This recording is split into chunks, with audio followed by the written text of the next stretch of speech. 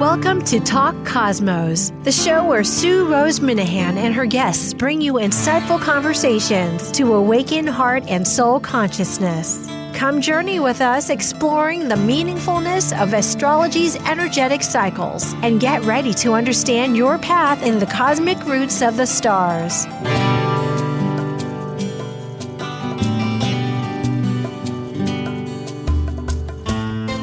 Happy New Year, everybody, one and all. Remember, we have the power within just to make our choices, because the world at large, we're going to find out more about it right now. The world is turning, always as we know, yet dynamic changes can be happening either in your personal life or globally.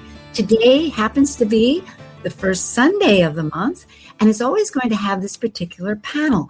I have deleted the name. I love the name Planet Buzz, but yet I am focusing still on planets, and we're still with Dr. Laura Tad, and we still invite a wonderful guest who we're thrilled to have today. It is January 4th, and we'll get right to it. Here we go. In the first week of the month, Talk Cosmos ignites a conversation exploring planet cycle relationships in a cosmos to understand their archetypal consciousness and meaningfulness for individuals and the collective.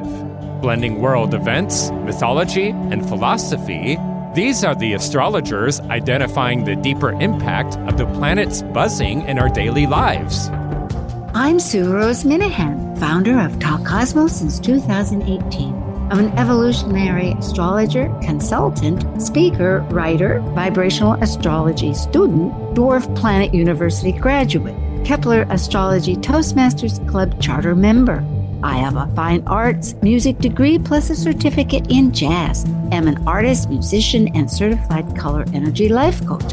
Especially, I love mythology and esoteric philosophies. And I'm Dr. Laura Tad. I work as a spiritually oriented psychological astrologer with students and clients around the world.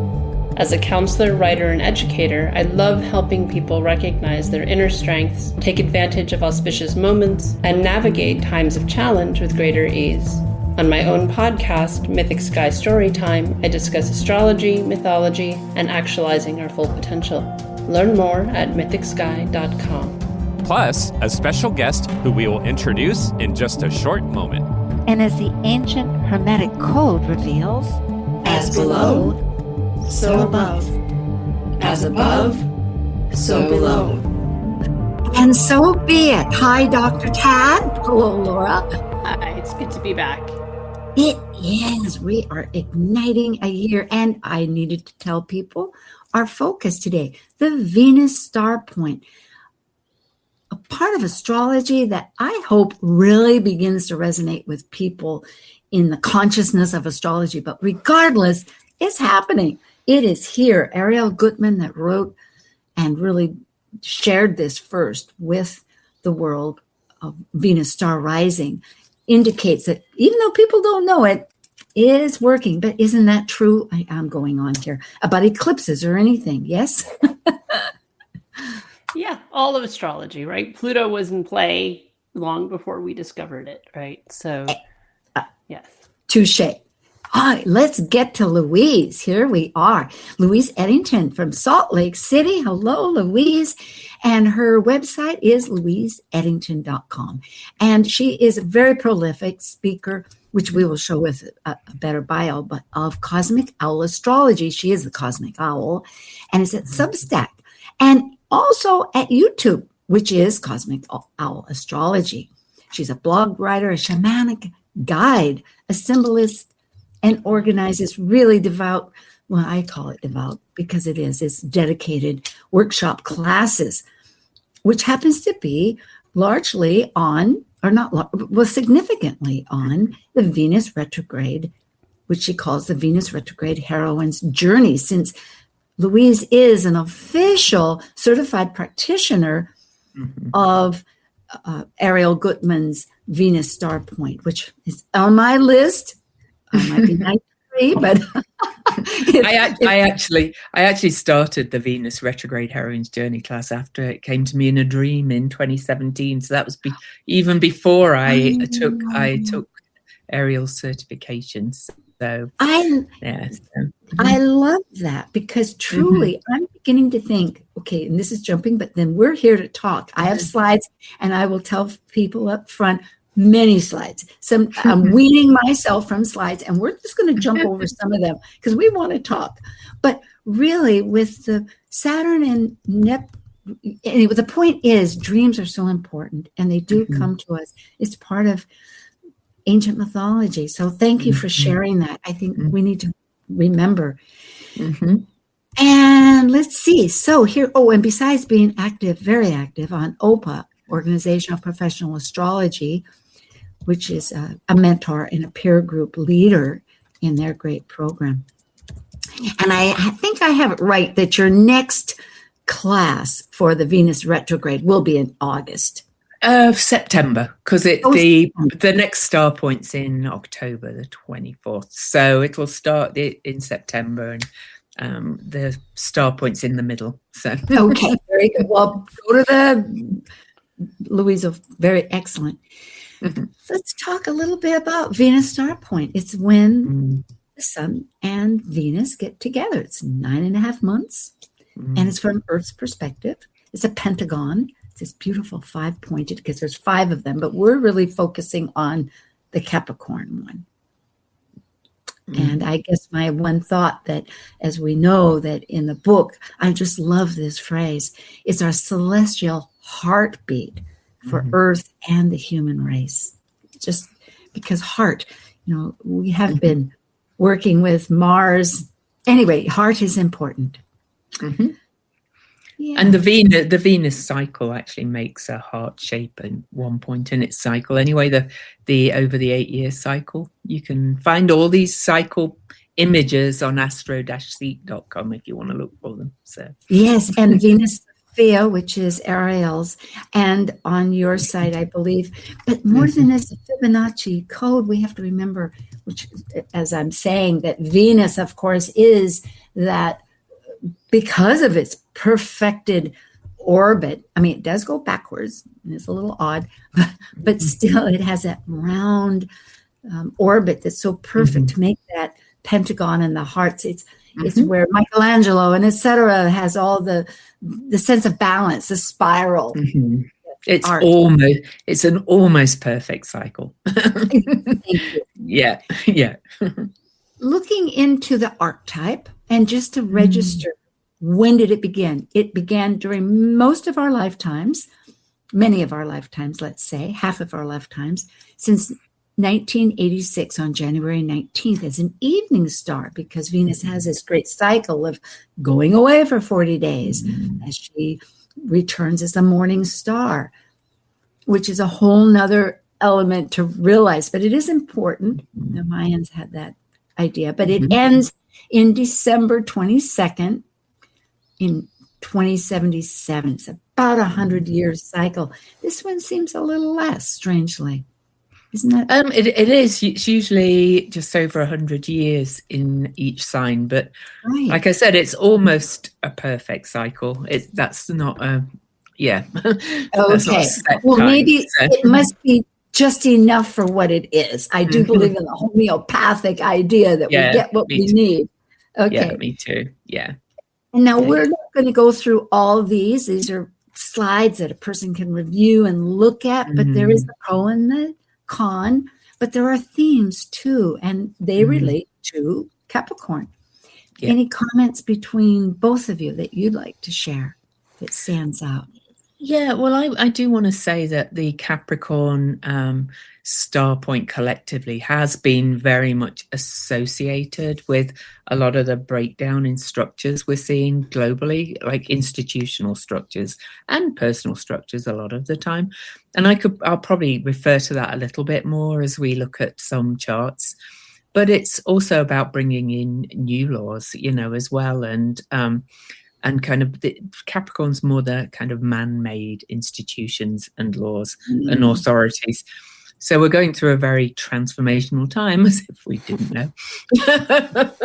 It's a good thing to remember. Laura's also agreed, yes. Well, that's very important, because in all mythology, and I think of Kali, create and destroy. And endings are always composted into new beginnings, and without that breakdown. Yes. And could I just say one thing about your point about it works even though it's just kind of a conjunction and a point, a star point. That it works in very much the same way, I'm going to say, as the lunar nodes, which most people use. And also, I'm going to refer to the planetary nodes a little bit with this star point because they are active in this, and they work in the same way. And I had a meeting or connection with Mark Jones, who's written a book on planetary nodes. And we came up with the term wavical because it's kind of like that particle wave thing of quantum science. So he came up with it, really. So, and that's say that again, wavical. Oh, I love this. Yes, we need every year they have new words, and I think astrology could add to it because it's part and parcel. Yeah. Well, the nodes, I thank you too for that. I perhaps mentioned it, but there's so much to mention because there's the two orbitals. There's the Earth as it spins on its axis, which is the primary motion, which goes clockwise. And then, of course, there's this Earth as it orbits around the sun, and that's the secondary motion, which is as we think of the zodiac, Aries going over to Pisces. So, yes, but these go backwards. So, onward. Backwards through the zodiac, over time. And even from 29 to 0, and also in the earlier, which we think of as earlier signs. Well, this slide perhaps indicates it is one that this graphic Laura presented, and some of this information on the left I pulled out from earlier slides that you did and we've tweaked. But generally, in this cycle, the earlier Capricorn star was in 2022. And so this is just the direct, right? So the 2022 Venus was retrograde. The 2018 Venus is direct. So that's why the 2022 date isn't there. Because this is only the direct star. Yeah. And I've done another slide with the direct and the retrograde stars so we can see them differently because the Venus Star Point makes 2 5-pointed stars over 8 years. One made of all the direct conjunctions, 5 direct conjunctions, and one made of 5 retrograde conjunctions. And the retrograde and direct conjunctions are always about 9.5 months apart. And it's a 19-month total cycle. Is that clear? And there are so many elements to it that for the new person, it's true. It gets a little like it's a lot, yeah. However, because I remember there's always it's an 8-year cycle. However, this idea that of course it fluctuates from direct, Venus goes direct to retrograde, and sometimes always within this period of 8 years is so important. But one idea to clarify that, if you share, if this is right, it's at the same degree, essentially. The minutes are slightly off, but within 8 degrees for that retrograde or direct time, it's at the same degree. And then it flips a couple of degrees as it begins its path down to 0. That kind of helps. They're kind of similar. Yeah, but my charts show that as well, so we can look. Yes, we can move on. I don't think if people want to learn it in more detail, they're either going to have to take Ariel's course or come and learn with me. I think because I like it, or read her book. Perfect. So we were wondering. And before we begin, I thought this question might be good. And that is, it seems to me that it'll be on the 6th that we're, in a few days, that we're having the Venus Star Point in Capricorn, at which time its ruler, which is Saturn, will still be in Pisces. Shortly later, on the 26th of this month, it goes into Aries. That, I would think, affects the general experience of it, but we're wondering, does it? I think so. I definitely think it does because, the Capricorn Star Point is in play for 9.5 months. We are under the Venus evening star for the next 9.5 months. And during that time, Saturn, not only being the ruling planet of Capricorn, moves into Aries, but it will square that 16-degree Capricorn point, and that's because that point, every time it's activated by a significant aspect, usually does bring something as well. So it is significant. So it is the point, which we understand, but therefore, because it's in Capricorn, whatever Saturn is doing, as we astrologers understand, it's going to, have influence and connect with it. Whether it's thank you. Yeah. Laura, especially when Saturn gets to 16 Aries, that will. Yes. Boy, so true. And that'll be within, because it's a 2.5, 3 year period. That'll be about a year and a half, maybe from now. Should we go on, Lord? Is this your? There's a lot of slides to get through. Yeah. So. Well, then this is just a prelude, because we have Louise's slides. But the fact is, both Laura, we all agree, Mars, this is a Venus star point, but Mars is conjunct with less than a degree and a huge player. And Mars and Venus, we want to remember, are the cosmic lovers. And it happens to be that Mars rules quite a few of the Aries planets, and Venus also happens to rule Uranus right now. So with that said, here we go. We're ready. So on the left, this is the point of the actual Venus star point on January the 6th. It's at 16 degrees and 22 minutes Capricorn. But you can see Mars is here at 17 Capricorn. I don't know if you can see my pointer, or do you need to do yours? Let me do that. Yes. Yeah. I don't know whose pointer shows it, or if anybody's. Are you at 22 or 26? I'm sorry, because 17. At 26, I'm looking at. 16 and 22. But not only that as well, we're recording this the day after a huge full moon, 13 degrees Cancer Capricorn, and Venus and Mars were exactly a degree either side. So all of these personal planets are really working together. Now, some people might notice that I've added some extras to the left of Mars at the top there. Mars is at 17.3 Capricorn. To the left is Pluto's south node, and then Saturn's south node. And these are going to be activated through this too. And if I could sum up the planetary nodes, they're kind of like the planets on steroids. So these planetary nodes were involved in the big conjunction at the start of the pandemic in 2020 as well. So, they're powerful objects. I can't obviously go through Mark Jones' whole book with this, but if you can see at the opposite point of all of this, Jupiter's in Cancer, retrograde, with the north node of Pluto, and close by is the north node of Saturn. And to my mind, this is, we'll look at the Mars Cazimi next, on the next slide, but this is, this is very intense. And we're already literally seeing earthquakes in the structures of our government in a way, and also the actual physical earthquakes on the earth. The energy is up. It's that kind of very heightened energy, that's all. But I did put the 2022 slide in just to show you where the star point was then. It was at 18 Capricorn, and a bit further, there's the Pluto south node and Saturn south node in that, all in this circle. And interestingly, the 2022 star point was the retrograde star point, which launches the morning star. Shortly after that, Russia invaded Ukraine. Morning star Venus is often more associated with war. This is kind of like the full moon of that. So I'm kind of hoping a lot of what's happening in the world doesn't come to much because of that. Because evening star is the love goddess Venus. But interestingly, as you can see, that was at 18 degrees. And now it's moved back to 16 degrees.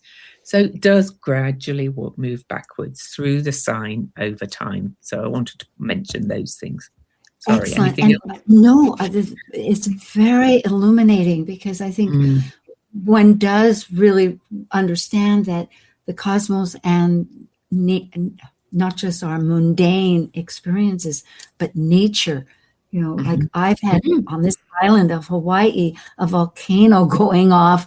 Oh, yeah. 39 times in 1 year. And we're waiting for the 40th, which is expected somewhere in the middle of January. They're beginning to get an idea when it happens. And it's not getting smaller. They're getting bigger. Oh, I know. 1,400 feet. Well, we'll see where it really ends or begins. So there's huge flooding in California. Parts of the 101 are shut down because of rock slides. Yeah. So we're seeing some quite big weather events, right? And Seattle had flooding. Seattle yes, flooding. It was intense. That's right. In fact, my sister lives up in the higher area. They were all islands. It was like smaller areas of Seattle outside near the mountainous areas, and they were mountainous spots.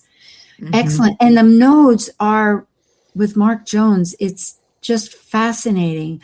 And people, you can see that. Just notice the little horseshoes that go up and down. And if it's small on your screen, I suggest pinching it out or take a screenshot and enlarge it so you can see them. Like indeed. You know. I love the roses. So going on. The rose is the Venus symbol, by the way, in case. I almost added a rose. I'm good for this. Yeah. Anyway, moving on. Let's have a quick look at this one. So here's the Venus VSP again on January the 6th, but just 3 days later, Mars is conjunct the Sun, which is also the start of a new cycle. It doesn't have quite the same regularity as the Venus Star Point, but here's Mars and the Sun together at 19 Capricorn, and Venus is still at 19 Capricorn on that day. And on that day, which is only days away, they're almost exactly conjunct the south node of Pluto and opposing Jupiter, which is at the same degree of the north node of Pluto. And if anybody watches, there's a geologist called Stefan Burns on YouTube. He talks about the increased energy of earthquakes, just looking at all kinds of other data. But astrologically, Jupiter is closest to Earth during this time. So Jupiter retrograde, because it's about opposing the Sun, is at its perigee.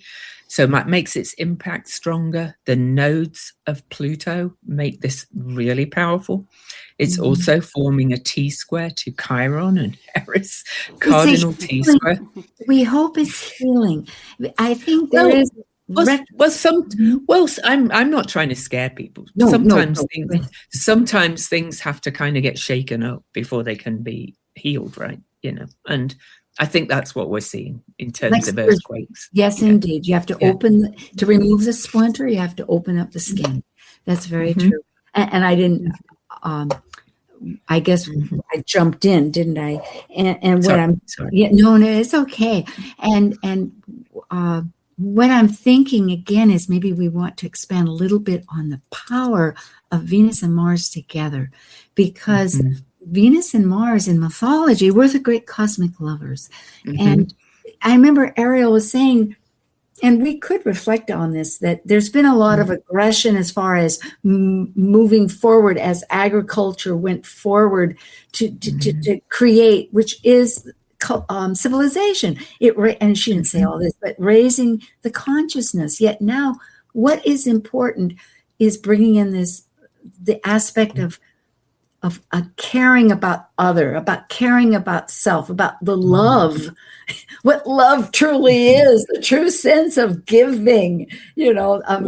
Well, I think I would describe it as the illusion of separation. You know, we're coming out of a time where really we thought we were separate to everything.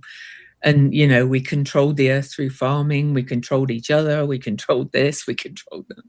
And I think these two coming together is saying, it's part of, and I think that Capricorn, like accountability, right? Like that, I think is part of this, and being accountable for our actions with the Mars, and how that then is tied to ethics and values and what's most important. And I think that that's part of that the potentially being a reckoning, but accountability, right? And having to take responsibility for past actions, with it being the South nodes too, the past deeds, having to be accountable for previous behaviors and actions that maybe we're not loving.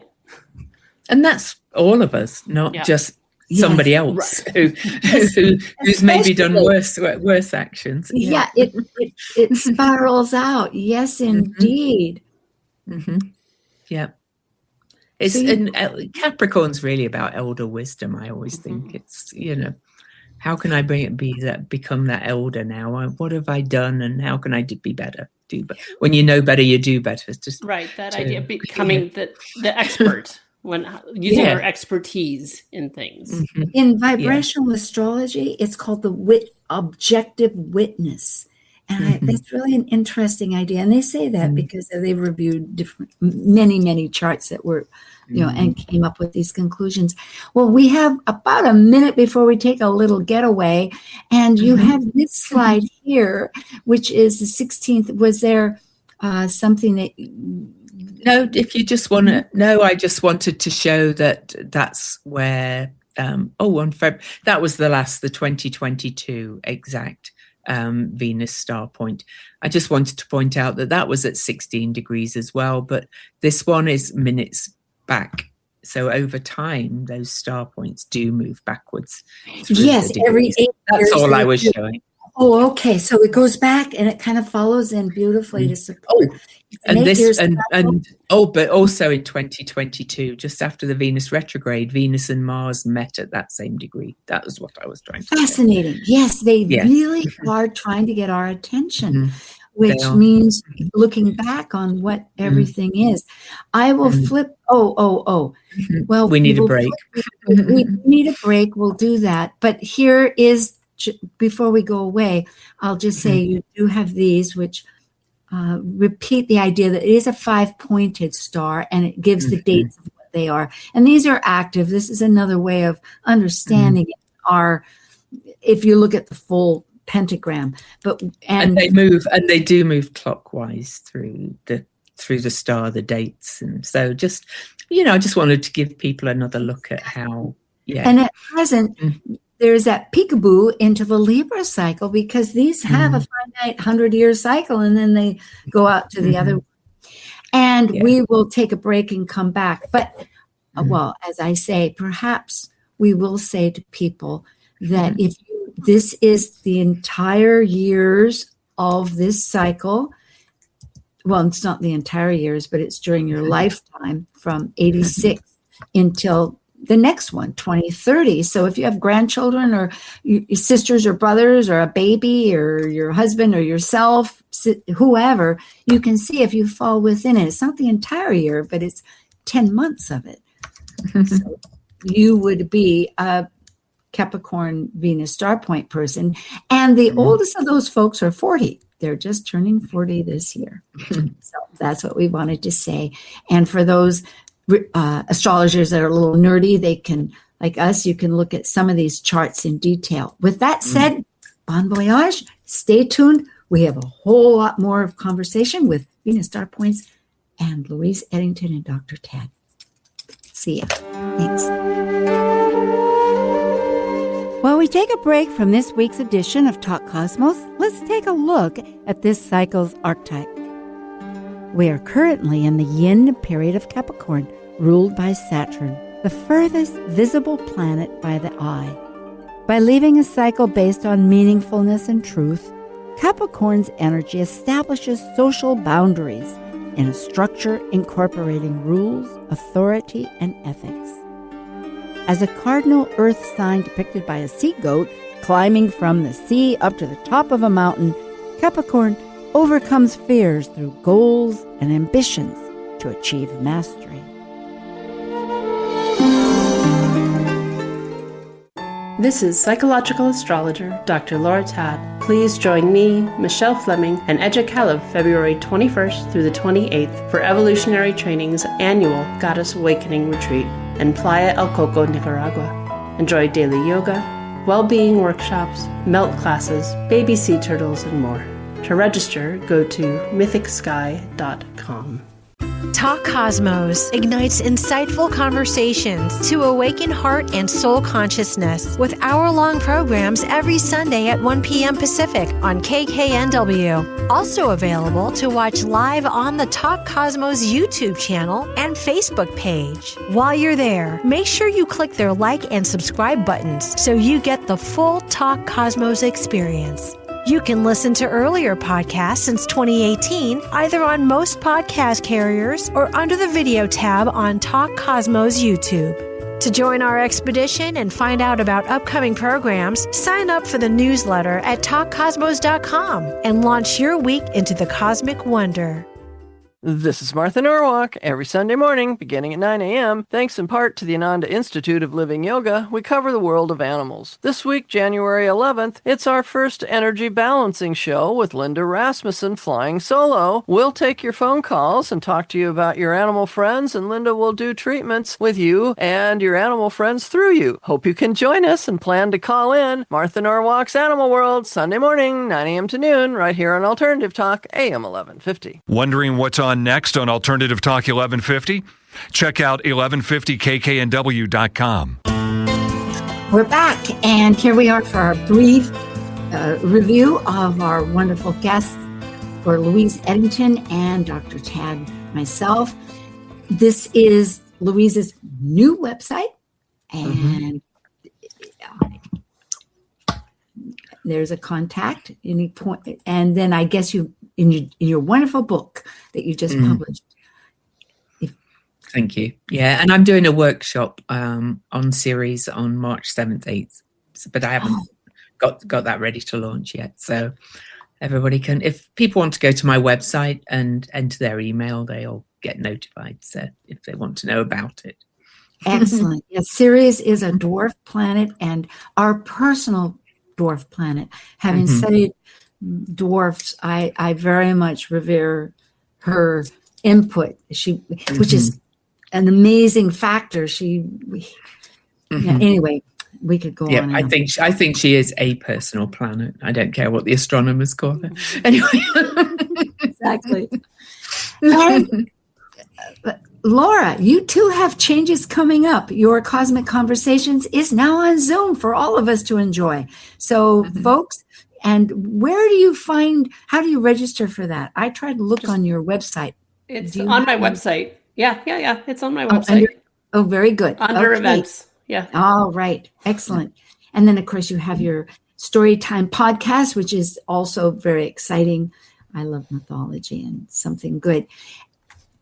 Well, you just heard the ad about the Goddess Awakening Retreat in Coco. So it's the fourth time I'll be helping out my friend Michelle with it. She's been running them down there for a little over 10 years. I've known her for 30 years somehow. It's hard to believe it's been that long, but then I do the math. So it's a really magical spot right where the jungle meets the ocean. And time still to get there in the dead of winter. Excellent. And most wonderfully, we're having a sponsorship here with your Moon Journal. So for those folks that really want to tie in what's my emotional compass for the year, go to Mythic Sky and you can get your Moon Journal. And or you can scan the QR code if you're watching this, and it'll take you to a page where you can buy it. And it's set up so that you could start at any point. So it's 3 cycles of the 8 phases, but there's no dates. So you don't need to start it, with the full moon we just had. Excellent. For Talk Cosmos, there's a few always last year, but there's an interesting one with our mystery charts. That was quite illuminating. And a message for the entire winter season on a vibrational basis. And we're doing more of a conversation for those that may have listened to earlier ones. You can catch that. It's fascinating. And next week I'm shifting gears again. We're only doing one program on the moon, but it will be every second week, and it'll be about the full moon and the new moon. So there you go. Let's get back to business. I rearranged some of the slides, and I'd like to just review a quick look at 1775. It is, to throw out again another number, 250-year cycle from the time it begins and the whole 5 star points come back to about the same degree. For those of you who like numbers, if you might notice that 1775 from 2026 is 251. It's actually a 251 cycle.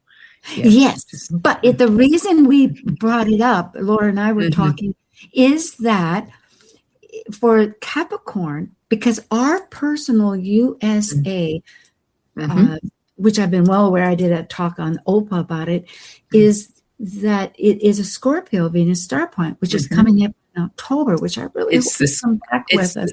I will, yeah. It's the retrograde Star Point return for the USA, on like top of the Pluto return and all the things we've had. Indeed, but we need that heart part to figure out what really, like Laura said, the values, the meaningfulness, all of this. So this is where it was a Capricorn Venus Star Point during this time, and it actually launched what became the revolution, because during that year was the first shot heard around the world in April 1775. So that's why, but you're right, it was 251 years ago, but looking at it from this standpoint, it spells out. And again, it's interesting that here at Capricorn, which is the ruler of the sign, and Mars, which is so indicative of this conjunction right now and purpose, are still big key players back then, but new, looking at it a little differently. Yeah. And also, it was trine in the 1700s as opposed to conjunct this time. And then we have flip nodes. And then basically a Uranus return, right? Because the US is. Yes. So there's a lot of through line from the 1700s to this particular one. And this was the last time there was a Venus Star Point with Venus direct close to where this upcoming one is, which is why we're looking at this. Brings me to thinking, or brings me to, however I'm trying to get this out fast so that you two can add into this thought of mine, is that yes, things have been in a process of breaking down, with the remembrance that it's always like chaos. It refocuses and magnetizes and gets reformed. All energy just gets reformed, meaning that here we have Chiron involved with Ceres. So there is this wound that we're working to change to the greater good for many, and Ceres that says, how can we sustain ourselves through abundance, through teaching, right? Just to be clear, just so people are clear, Chiron in the 1775 chart is being transited by Ceres in the current chart. I just want people to be able to, who don't see these things right away. Yes, I really appreciate the extra verbiage here. And both opposing Saturn, the ruler of the star point. There you go. Yes, meaning we are really recalculating. Oh, the wisdom. That's what I was just trying to say. It ties in that to throw out as a thought process. How are we that we are reflecting as the wisdom experienced Venus soul to understand what can we learn from our experiences. I just heard on television somebody in the Congress saying, you know what, about Venezuela, maybe we should reflect a little bit about how this is going to work based on our past experience of issues that didn't work so well. So just one point as well I'd love to bring up is the south node of Pluto was also at 17 degrees on that day in 1775. So, we're seeing similar patterns again, really, but they are slightly different too, because Mars was not conjunct back then. This is a very different kind of energy. Mars as is now, back then was at 14 Virgo. And that's pretty much where the south node is now. So, I mean, along with what you said, Laura, I always kind of see that as history rhymes. It doesn't repeat, right? Yeah. That's the saying or something like that. And I think we're perhaps learning lessons of what happened back then, of what we could do differently now. Yes. Would you agree? Mm-hmm. Yeah, I think that part of Capricorn that can be there, it's almost reflective. It's not usually a word I associate with Capricorn, but there is that, like, because you've got the sweat equity, you've done the hard work. Mm-hmm. Okay, given that we've got 250 years of hard work behind our belts, how are we going to move forward with this bulk of knowledge we've acquired over 2.5 centuries? Mm-hmm. And leaning into that being a strength as opposed to the stuckness that can be Capricorn. And maybe that's one of the gifts of having Mars there this time, is that it can break up some of the stagnation of Capricorn or some of the inertia that you can encounter with Capricorn. It's like Mars helps us work through it and move forward with the expertise, as opposed to just sort of sitting stoically as an expert. Yes, it is a cardinal sign. It wants to do action. And perhaps it could be thought of that the seat goat needs to realize they're not at the peak yet. There's still mountains to climb. And it's just a new perspective that they need. And that action does throw it in. And it also supports beautifully what you've said, Laura. I'm thinking about how to understand this witness objectivity that vibrational astrology brings in. It is that strength that you beautifully described. But also Mars is said to be exalted in Capricorn. I don't usually use these terms very much, but that gives it kind of extra drive and oomph, though, to add to what Laura said, you know. I agree. Yeah, it is helpful to kind of reflect, like, this is why they say that. Go ahead. Yeah.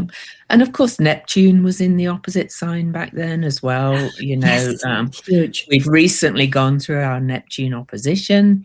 We are really kind of reaching, apart from the Uranus return, which we've had a few times because Uranus has an 84-year cycle. Everything's kind of the main things are quite oppositional. And also we didn't even have Pluto or Uranus or Neptune in our consciousness then. I know they were still in play, but they are more in play when we are conscious of them. Yeah.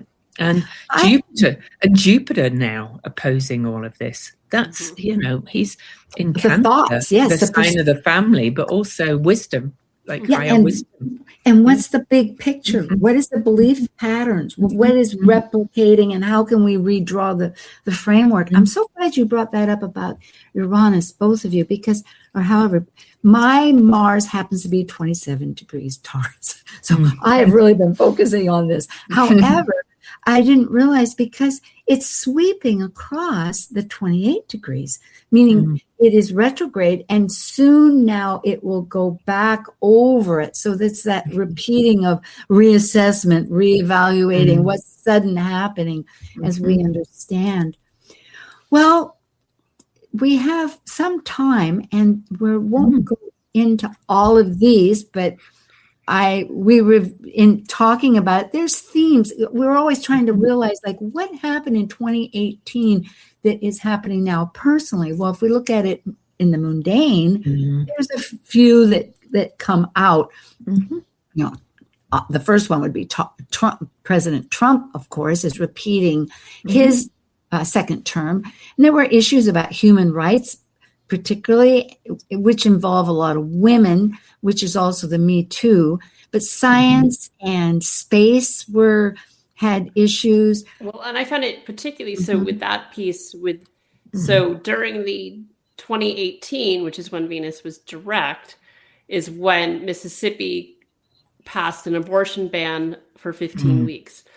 That kept being appealed and fought in the courts till it went to the Supreme Court in 2022, when Venus was again the star point, now retrograde, and Roe was overturned.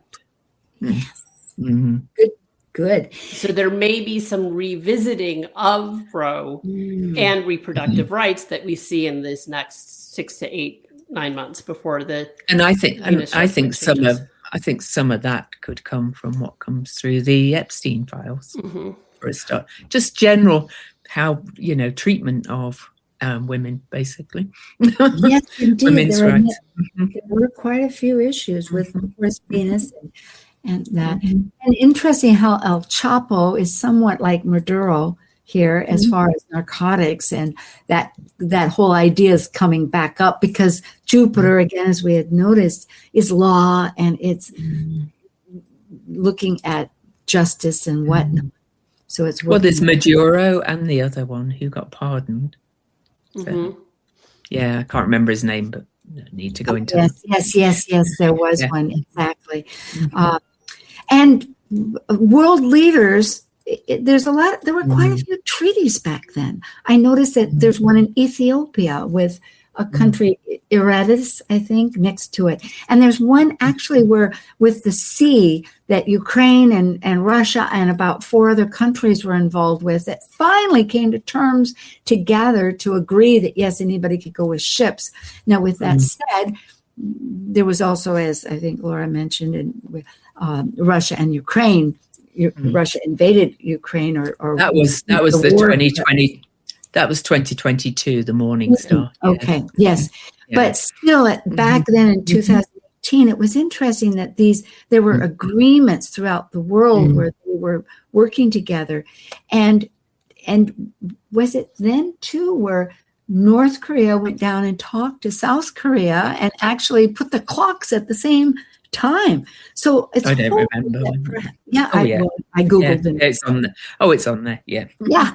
And so interestingly, we've Pope Francis was quite outspoken then as well, and the new Pope is as well. So And on an astrological basis, we are having this year, after 8 years instead of 4 or 6, the United Astrology Conference for folks. It's going to be in Chicago, so do look that up. You can still get in, I'm sure. I know that Laura helped organize the last one, and Laura Nalbandian, of course, is the year shift changer for this one.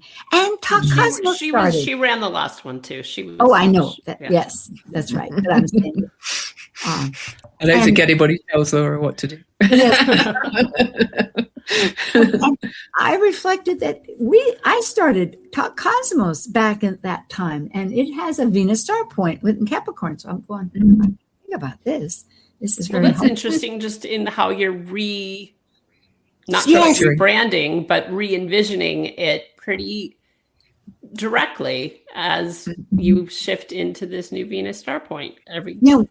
Yes, indeed. In fact, I just worked on all of our announcements. We have a new announcer. Perhaps for some people, we indicated the new voice with a little bit new verbiage that indicates it.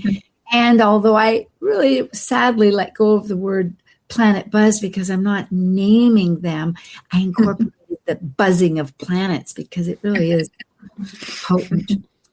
All right. Well, let's see what we have for the last part here.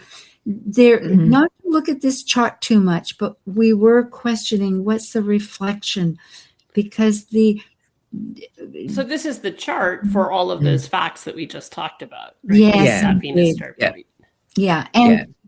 And to bring up some of for instance, we're looking at the North Node, our destiny, with somewhat of the vision with Neptune, which is the greater expansion. And I would like to.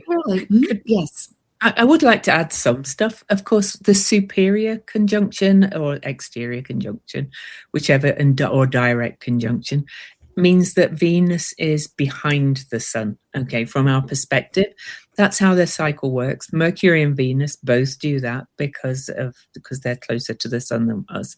But on this Venus star point, just look at this. Mercury, Venus, and Mars are all under the beams of the sun. Mars is burned out from the light of the sun. And so that makes this direct conjunction even more powerful. And one other thing, Venus, when she is invisible behind the sun from our perspective, It's an awful long time. She will not emerge as evening star until the eclipse on February the 17th. And she will emerge at 8 degrees Pisces, conjunct the Pisces North Node on that day. Oh, thank you for that. Is that mind-blowing? Right, it's so important. And when you actually see how, because Mercury is most of the time hidden by the sun's beams because it's too bright. But Venus isn't. Venus is so bright. This is very important. And the fact that she will emerge on February the 17th, which is not long away, conjunct the Pisces North Node, and she is exalted in Pisces, to my mind, is really promising. It's almost like we're coming to the end of a very dark tunnel. And that happens to be the lunar new moon, which is going to be the fire horse, because I have Jen Ing, who will be returning just a couple days before. And just a couple days after we get the Saturn-Neptune conjunction. Oh my goodness! I think it's the same day, isn't it? No, I think it's like the 21st or something. 20s, yeah. Oh, 21st. Okay. No, it's the 20th. They're on that day that of the eclipse, they are minutes apart, Saturn and Neptune. Yeah. So Well, last year had a lot of. It's just astounding. It's like dominoes, and I suppose that's really because music is like that, isn't it? I'm just thinking of the better side of things. I like to try to have a few smiles beyond the fears. But really, when there's these kind of quick events, there's a music, there's a system, there's a rhythm, there's all this kinetic stuff, and all the other people that we're experiencing. Well, let's see what we have. Yes, bottom line. Mars is conjunct this. It's a big deal. And it means action, leadership, caring heart, new world. We have about 3 minutes. Well, am I able to share anything? Do you want to share more? Yes. No, I was just going to look at that solar eclipse chart, but I'm just going to talk about it.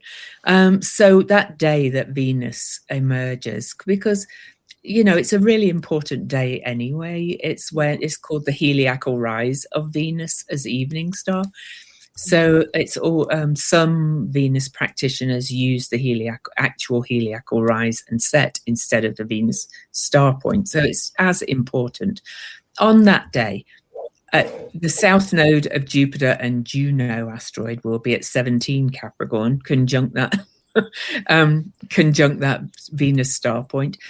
Vesta and Mars will be at 19 Aquarius, conjunct. We've got the new moon eclipse at 28 Aquarius, and then with Venus and the North Node conjunct, they're conjunct Pallas Athena. And Saturn and Neptune, you're right, are 15 minutes apart at 0 Aries. It's quite astounding, to be honest. And I just have such a good vibe. But that's the point of it, is that this is what this Venus Star Point is leading to. I jotted these down, and it makes me realize, because looking at the asteroids, which Laura and I do quite a bit, but in this one it seemed there was so much happening. But Vesta is our flame. So if Mars is conjuncted, we could think that we're really focused on what lights our hearth of our flame. It's also the state. The state. Vesta is the state. Oh, the state. Good. Well, and the Venus virgins kept the fire burning in Rome. So yes, indeed, at penalty of death, as it turned out, if they did. Yeah, and Venus is so concerned with Pallas of strategy. So here we have, like, are we going to focus on our and Juno wants our align. Well, it's marriage, but it's in modern ways it's alliances. All contracts, really. Yeah. Contracts is a good word, yes. Yeah. So here we are really strategizing, as you say, a new terms of how are we putting all these pieces together so that we have a fertile life that gives hope, as we say, and joy. Life is supposed to have some joy for the moment, which I find with both of you, and I'm so thankful. And as I received Laura's beautiful Christmas card, it said, gratitude is the key. So I'll use that. I do on a basis. Well, thanks, everybody. Yes. Thanks for joining us. Indeed. May your month go as seeds for your birthday. And we'll come back. Okay. Bye, everybody. Happy New Year. Thank you for joining this vibrant and insightful conversation on Talk Cosmos, the show where Sue Rose Minahan and her guests awaken consciousness by connecting heart and soul consciousness patterns with astrology's energetic cycles. Be sure to tune in next week, same time, same place, to continue your journey through the roots of the cosmic pathway.